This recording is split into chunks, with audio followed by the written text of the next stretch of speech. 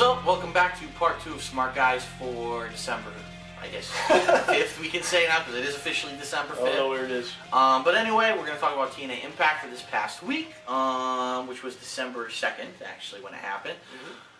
Really weird way to open Impact. They opened live with, supposedly live, even though we know we recorded it, with a match in progress, and it's, at first you think it might be just a tag match, because the first two people you see are Shannon Moore from Inc. and Rude from Beer Money, and you're like, okay, it's a tag match. Then all of a sudden, Jen Mead does a spot over the top rope. He's like, off a ladder. Whoa, what's happening? Yeah, there's ladders all over the place. So yeah, like I said, I turned this on like a minute late. I still don't even know what the match was. It was insane. As far as I can tell, it was Beer Money and Inc. and the other guys were just running in. They were in the match for like 2 minutes. But yeah, I think what ended up... It was actually a four-way match, I guess. What happened, it was Inc. versus Beer Money versus Jen Mead versus the Motor City Machine Guns, and Flair was on commentary. Yeah, you know what sucked about this match? Like, I didn't know what the fuck was going on. I turned it on like a minute, like I said. I didn't know who the fuck was in the match. the camera was like giving me making me nauseous. Yeah, because it was like close up, like way too close. It was zooming. It was zooming in and out, and not only that, but they were cutting to Ric Flair at the desk at the commentary for no reason. Yeah. Then quickly going back to the ring, and like it was like it was funny. Is Ric Flair that like is he that interesting to show him talk? I think so. Yes. And then they had to show Kaz and AJ in the background posing. It's starting to piss me off. Like I've been watching Ric Flair since like 1990. And like he was fucking old then. Like when I first started wrestling in 1990, watching wrestling, I was like 7. He was fucking old already. He's from the 70s when I started. Right. So like 20 years later, there's a match going on. We don't know what the fuck the match is. Instead of explain what the match is, and cutting to him talk. Right. So it's just very it's tiring. It's just frustrating. And it's unnecessary. And and the other thing is how long have we been complaining that TNA doesn't have enough wrestling on the show? Right. And when they do have the wrestling, that was a potential for few and something. far between. Here's a 4-way exciting match between the tag team that they show 2 minutes of because it's in progress and it ends with a clusterfuck. It's like so. Anyway, it ends up. I forget which member of Inc. it was, but he rolls up Rude for the win. Because the stupid ref. And yes, they're saying continuing this. That Fortune blames the ref. It's this same ref who had miscounted at the pay-per-view, the same ref who had counted Matt Morgan to get his #1 contender spot, and then incidentally to get him the special guest referee choice later in the night. And so they're going to gang up on this ref and they're going to beat up this ref. So they're slapping around the ref, and then Matt Morgan comes out and actually grabs Ric Flair, takes him hostage, and says, "Let go of that ref. You know, I'm going to strangle Flair. I love that ref. Leave him alone." So they do free up the ref, which then of course leads to them cutting to the back, and the ref is saying, "Listen." Why does he love that ref so much? I don't know. He fucking loves them. He loves people who make mistakes. And then he goes, and screw him out of the time. And he's talking to me in the back, and he's going, "You're doing a great job here." Right, he's kissing this ref's ass. What? Why? Because it's Bischoff's son, and that's how he wrote the plot. But anyway, it's weird because they're kind of alluding that this is going to be the ref for the pay-per-view, the special guest ref for the title shot, Morgan versus Jeff Hardy. Yeah. And Morgan is talking to him. He asks the ref even asks Morgan, "Can I be your ref?" And Morgan's like, "Well, I'll let you know. You're definitely on the list, but maybe I'd like to have someone who's actually like a wrestler, or someone who could take it if they're going to get beat down or whatever." It's like, I'd feel bad if something happened to you. Right. So what if something happens to any ref that he shouldn't wrestle? Right. It's stupid. It makes no sense. Mickey James comes out to perform her new hit single, even though I don't know anyone calling it a hit anywhere because no one ever heard it. It's a hit song. And she lip syncs it. Eric Young comes out in Speedo playing the cowbell, and then Tara comes out and interrupts. Eric Young playing off the joke from like 15 years ago on Saturday Night Live. Yes, the more cowbell. Which is still funny, I guess, for the cowbell. And Tara and Mickey James then brawl for the rest of the night, nonstop, for 2 hours straight. I mean, it's cool to have them brawl a little bit because it Again, adds to something to the match, like they hate each other, blah blah blah. But if you're expecting us to believe they've been brawling for like 2 hours. I mean, every week too. It's not even like it's at the point where it's a parody almost. Of it's just like, oh, they're fighting again. It's stupid. But that goes on all night basically. There is a singles match, Doug Williams versus Kaz, and if you remember, Kazarian had lost to Williams previously. Yeah. Good match, but Williams wins yet again, same exact way with the rolling suplex, which he calls the Chaos. I don't know if I buy Williams as a face so much. Yeah. He's just like such a heel. He's like the British, like. I don't know. We'll see how it goes, but I'm not buying it right now. I don't know. Maybe it's just they're like you see the crowd going, "Oh shit, Doug Williams, yeah." I think the crowd really doesn't care until he does the Chaos Theory, and then they're all impressed after that. They do like that. I don't know. Really, that was a quick match. And they threw together AJ versus him. Then that's going to be They at just threw it, the it'll be- pay-per-view. It'll like- be AJ versus Doug Williams. like The AJ's pay-per-view's on bad. Sunday. By the way, the pay-per-view's on Sunday. We're not going to know half the matches until tonight. Which is again. dumb because they taped this 3 weeks ago. Right. So they could've knew known. weeks ago what the matches were. Exactly right. They just don't tell you. So now tonight we also have the continuation of the Team 3D story where Bubba had sneak attacked Devon several weeks ago when they had said they were going to retire. Yeah. Devon comes out, basically doesn't really say much at all, and calls out Bubba and says, Bubba, come out here and confront me at the ring. Right. Bubba comes out but won't enter the ring. Now, all of a sudden, Taz gets involved because apparently Taz brought them into the business, even though I didn't know that was true, but- Yeah, Devon brings up how Taz brought us together, made us meet or whatever, blah, blah, Right. blah.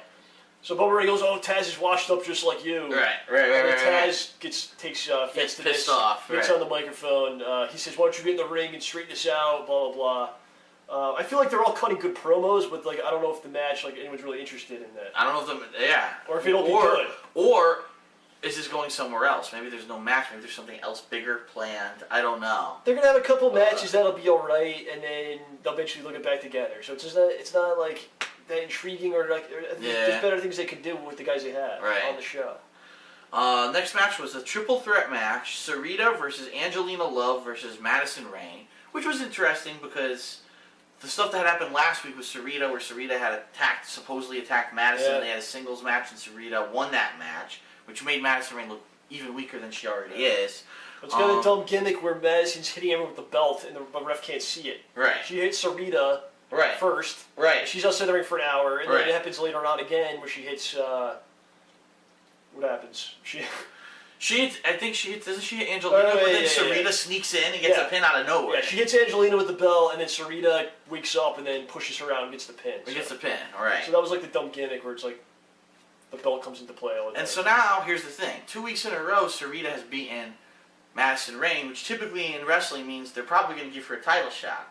It's a fucking mess because there's a problem Mickie with James that. won the top titles thing, but she's not taking the shot. She won the #1 contender shot a couple weeks ago, and she hasn't used it yet. So for the second pay-per-view in a row, Madison's not even on. Right. It's going to be Mickie versus Tara in a grudge Tara match doesn't care again, about Mickie James, or Tara doesn't care about Madison anymore. Right. Even though she's completely dropped that angle about the title. It's a fucking mess. They just want to have them brawl for like hours. It's right.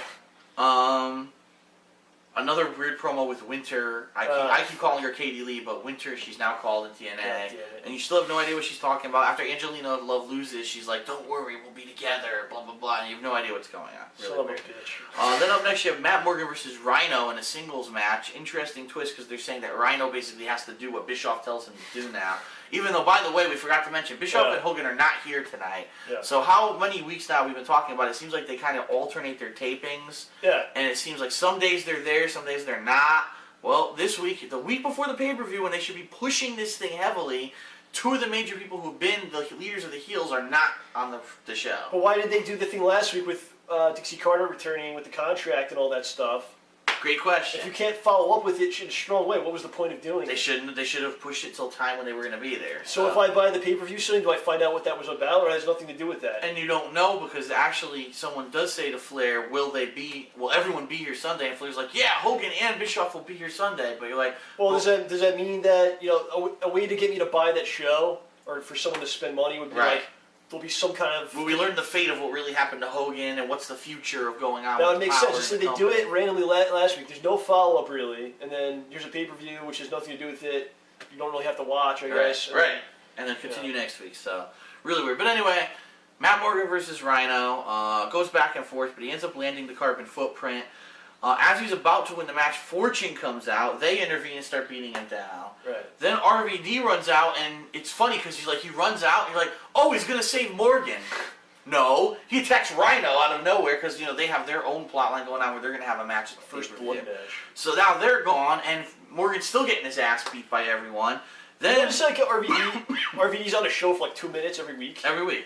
For like 2 minutes. He doesn't have any matches or anything. He's just not there for He 2 runs minutes. out He for walks like away. very quickly, like for like a minute. Right. It's like, okay. So now Jeff Hardy comes out Right. with a steel chair, and he turns Matt Morgan around like he's going to hit him in the back of the head just like he had done to Mr. Anderson. Yeah.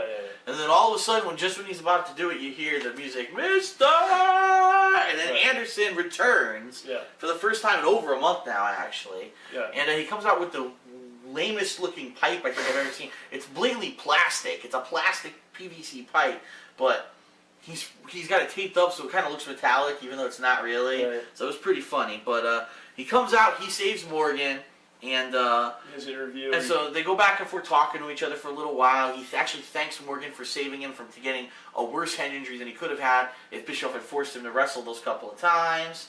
And basically, Morgan picks him and says, I want you to be the special guest referee this Sunday. So, leading into an angle, will he, screw him? Will he fall down the middle? Will he screw I tell you right Jeff? now, if fucking Anderson turns heel, I'm done.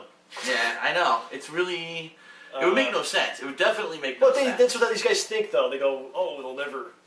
The fans don't expect this. We'll turn him. But still, how would it make any sense that the guy who just had a concussion... It doesn't make sense at all. He can't remember the past one. He's furious against Jeff Hardy and Immortal. Now he's going to turn on Matt Morgan. It's because it's how these guys work, man. It's how these writers work. I don't get it. Well, we're saying probably what's going to happen is he'll be taken out in some way, and then that Jackson James. That ref who had earlier that night asked to be. He'll probably take over and then screw Morgan. And end up screwing him and find out he was working for Immortal all along or something. That's why he screwed him in the previous match. That's why they screwed him. That would make the most sense of anything. And it does seem like that's a wrestling angle that's possible. But these guys are fucking stupid, man. I don't know. Yeah, who knows? Oh, they'll never expect this. Anderson's part of Immortal now. So, alright, really dumb. I'm not even really going to talk too much about this. A fist pump, New Jersey fist pump challenge between Robbie E. and Lethal. And if Lethal wins, basically Cookie will be suspended from a shark cage above the ring during their match on Sunday. What does that even mean? I don't know. I don't want to know. But it was really stupid, and basically Jay Lethal punches the shit out of Robbie. What's funny about this is this is the first time Jay Lethal's spoken in like a month. Yeah, it's true. Like all throughout this feud, it's been like weeks. Yeah. He finally silent. If he said something like what he said was good, like where I'm from in New Jersey, like you wouldn't last or whatever. Right. Had he said this weeks before, it might have made it more interesting before. But right. I don't know. But anyway, Jay Lethal punches the crap out of Robbie, and no winner is determined. So yeah, whatever. Obviously, Christy Hemme and Cookie are fighting. But Cookie will probably be suspended from the ring Christy anyway. Hemme's in the back, like, why? Doing an interview with it. She doesn't even... During this whole segment, I should roll it down here. All I could think of in my head was, what the fuck am I watching right now? Is this wrestling or I don't know. But anyway, there was another match: Abyss and Double J versus the Pope and Samoa Joe. This was the main event. Pretty interesting. Joe gets the ankle lock. It gets reversed. There's a ref bump. Double J ends up getting his guitar out from under the ring like he did a couple weeks ago. Yeah. He tries to use it, but then the guitar gets kicked. It's just fucking all over. Right, gets kicked, and so Joe grabs it out of Double J's hands. Now the ref says, "Oh, you're disqualified for fighting with the guitar." He's like, "What? Are you shitting me?" All these fucking endings suck. All these matches. Well, then Joe gets so pissed he wants to muscle buster the ref. Yeah. And he goes for it, but then Double J low blows him. Then Joe gets choked out by Double J, which is the same exact ending to their previous match. All these endings to all these matches are so cliche. Like, heel rips you off. Like, been done a million times. Right. Like the other with the belt and all that shit. Nothing original. It's just the same rehashed stuff. Man. It's not fun to watch a match and then that's the ending. It's not fun. Right. So anyway, the match actually ends when they go to put Joe into the coffin because we forgot to mention that Abyss and Pope will have a casket match. Yeah, I don't know why. This weekend. We have no idea why because casket matches, as far as we can remember, have always been like Undertaker related or something like that.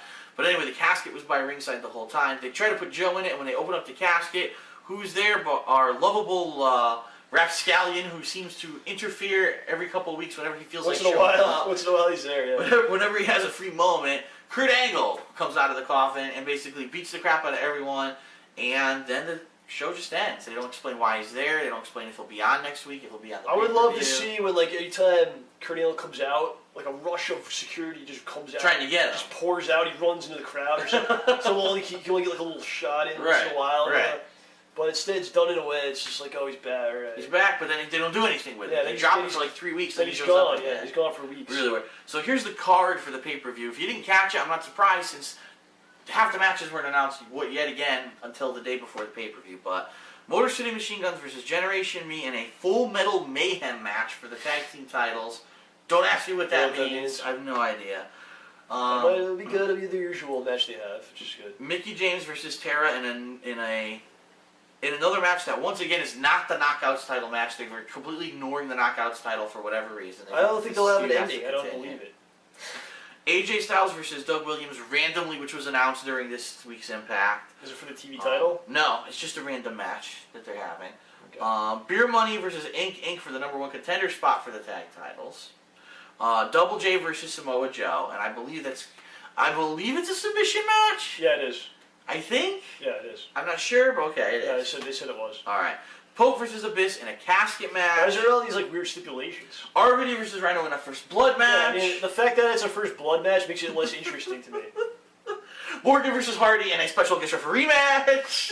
So I think a lot of these stipulations actually take away from the match. They do. And so, again, especially the first blood. They don't let it be about wrestling anymore. It's stupid. It's stupid. TNA took a lot of the best wrestling talent that left WWE, and they're doing nothing with them. Yeah. They're, like you said, RVD runs in for 2 seconds once a week. What the fuck are they doing? Like, why did you even bother hiring the guy if you're not going to let him wrestle? There's an interview this week with Terry Funk, which is on PWInsider.com, and what he said basically was that TNA should give the 3-hour block to Ring of Honor every week. They should give That's funny. They should give this entire block to Ring of Honor, let them have it. Let them do it because they don't do shit. They don't do shit. Yeah, that's what he said. Unbelievable. So it's pretty funny. Unbelievable. Yeah. So, well, next week we'll be talking about what obviously happens at the Final Resolution pay-per-view and another, recap of what happens on Raw and SmackDown. So, yeah, that's pretty much it for this week. I got nothing. I know. It just left us with like an empty mind at the end of that Impact show. You were just like, "Wow, I'm really looking forward to this paper." They have to. There's potential with that story, like we talked about when they first did it, where you have a strong group and these guys are running things and they're really tough to beat, and it almost like worked that all these guys were like not there, right? Like Anderson, Angle, but they bring them back in a way that doesn't really feel important. Like you have to have the two sides fight, and then like Immortal wins, and then one guy comes back and is big, and then like maybe they still can't quite beat them, and then here comes Kurt Angle, and then eventually like Nash is going to come back and Sting, and you're like, and they all join together, and it's like it's just not done in a way that like, as a viewer is like as any suspense. It's like I don't care. And in fact, half the faces apparently hate each other. Like Joe and Pope can't stand each other, and it's like why can't they all get together and team up for fight a common enemy? Yeah, EV2 part of it. They're not even there anymore. They're done. They all got released. So why can't they? I don't know. It's like it's done in a way you don't care, and it's like you almost want to see the Immortal thing dropped, right? Instead of continued, because it's just like, eh. So anyway, we'll see what happens at the pay-per-view, and we'll have our reactions next week. So that's it for this week's Smart Guys. We'll see you guys next time.